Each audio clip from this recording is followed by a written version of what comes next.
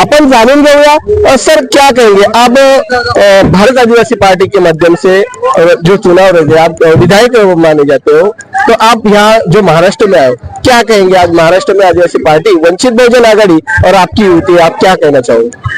आपके चैनल के माध्यम से महाराष्ट्र की जनता को मेरी ओर से जोहार, जय भीम। और विशेषकर अनुरोध है कि आपकी जिम्मेदारी है, पिछले 5 सालों को याद करो आप कि आपने जिस उम्मीद से यहाँ की सरकारें चुनी थी, जिस तरह से तोड़फोड़ हुई है, जिस तरह से कुछ लोगों ने महाराष्ट्र का नाम पूरे देश में खराब किया है कि खरीद फरोख्त के नाम से जाना जाता है। और इन 5 सालों के अंदर सिर्फ खरीद फरोख्त हुआ, तोड़फोड़ हुआ, जनता का विकास नहीं हुआ है। ट्राइबल फंड की बात करें, ये ट्राइबल इलाका है, ट्राइबल फंड को दूसरे स्कीमों में यूज किया गया है, लेकिन ट्राइबल बच्चों की छात्रवृत्ति नहीं मिली है।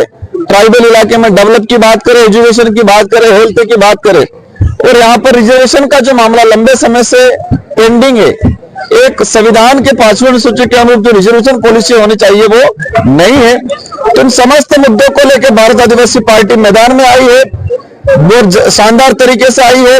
और साथ ही हमारे अम्बेडकर जी के पोते, उनकी जो पार्टी है वंचित बहुजन आघाड़ी पार्टी, दोनों पार्टियों ने मिलकर महाराष्ट्र के अंदर शानदार कैंडिडेट उतारे हैं और अवश्य एक शानदार परिणाम आएगा। मैं महाराष्ट्र की जनता को कहना चाहूंगा, शिवसेना के नाम से या बीजेपी कांग्रेस के नाम से जो लोग शिवाजी महाराज के नाम से ये लोग वोट ले रहे हैं, लेकिन आपको मानना पड़ेगा कि शिवाजी महाराज का उद्देश्य क्या था, वो चाहते क्या थे, उन उद्देश्यों पे काम नहीं कर रहे हैं। शिवाजी महाराज का एक बड़ी सी तस्वीर, मतलब उन्होंने प्रतिमा बनाई, कुछ ही समय हुआ और वो प्रतिमा टूट गई। इससे ये दिखता है कि उन्होंने किस तरह का विकास किया गया है। करोड़ों अरबों का इस इलाके के अंदर भ्रष्टाचार हुआ है। तो महाराष्ट्र की आम जनता से अपील है, इस महाराष्ट्र को बचाना है, देश को बचाना है, तो आपको भारत आदिवासी पार्टी के साथ, वंचित आघाड़ी पार्टी के साथ आना है और उनको भारी बहुमत से जिताना है। धन्यवाद। सर क्या कहेंगे, आपने कितने लोग यहाँ भारत आदिवासी पार्टी से कितने लोग चुनाव में उतरे? यहाँ पे हमारे महाराष्ट्र के अंदर भारत आदिवासी पार्टी की तरफ से 9 कैंडिडेट उतारे गए हैं और 9 में से 4 कैंडिडेट यहाँ पे अभी वर्तमान है यहाँ पे, और हम पूरी तरह से मेहनत कर रहे हैं और जीतेंगे यहाँ पे। सर क्या कहेंगे, आपका एजेंडा क्या रहेगा? अभी जो आप चुनाव में आपका एजेंडा क्या रहेगा? हमारा एजेंडा यही है, सबसे पहला एजेंडा ये है कि जो देश को लूटा जा रहा है उसको बंद किया जाए। विशेषकर महाराष्ट्र की बात अगर महाराष्ट्र को जो लूटा जा रहा है, भ्रष्टाचार सब दिमक है इस देश के लिए, उस दिमक को खत्म करना है। अंग्रेजी शासन व्यवस्था में भेंट वगार लिया जाता था, लेकिन वर्तमान देश के अंदर भ्रष्टाचार जो हो रहा है, कमीशन खोरी जो हो रही है, जो अंग्रेजी शासन व्यवस्था से भी भयंकर तरीके से लूटा जा रहा है। सेकंड नंबर पे हम आते हैं, ट्राइबल इलाके के अंदर एजुकेशन नहीं दिया है और एजुकेशन नहीं होने की वजह से ट्राइबलों की हालत खराब है।